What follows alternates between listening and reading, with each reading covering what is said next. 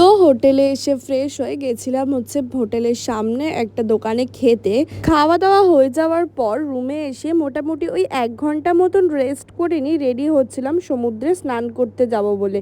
হ্যাঁ, আমাকে এই প্রথম আর এই শেষই দেখছো সমুদ্রে স্নান করতে যাওয়ার জন্য। এত এক্সাইটেড, লাফাতে লাফাতে চলে গেছিলাম। সানস্ক্রিন মেখেও বেরিয়েও আমার কোনো লাভ হয়নি, পুরো একদম গা হাতটা পুরো চিটচিট করছিল। প্রথম দিন গিয়েই এত উৎসাহ নিয়ে সমুদ্রে স্নান করতে নেমে রুমে এসে তো আমার অবস্থা কাহিল। মানে আমার চুল থেকে তো বালি সরছিলই না, এত শ্যাম্পু সাবান সব কিছু ইউজ করার পর সমুদ্রে গিয়ে কয়েকটা ভিডিও ফটো তুলে নেওয়ার পরে চলে এসেছিলাম এই দোকানটাতে কিছু ঠান্ডা খাওয়ার জন্য। প্রথমে কিনেছিলাম জল আর তারপরে কিনেছিলাম একটা পেপসি।